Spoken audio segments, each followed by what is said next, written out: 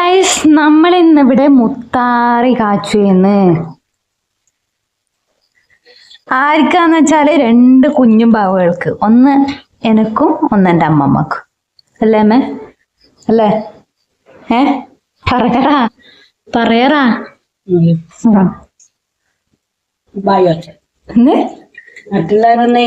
നിങ്ങൾ ചെയ്താ ബാക്കി നമ്മൾ കഴിച്ചതിന്റെ ബാക്കി, അതായത് കുഞ്ഞും പാവകൾ കഴിച്ചതിന്റെ ബാക്കി തൊണ്ടിമാരും തൊണ്ടന്മാരും എടുത്തോളാം. ഇത് അരിക്കലല്ലേ സംഭവം?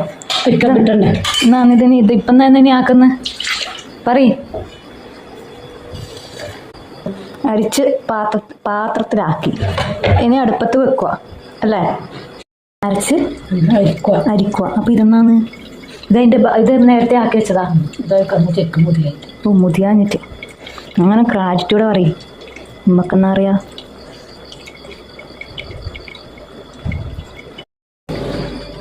അരിക്കലോടരിക്കൽ.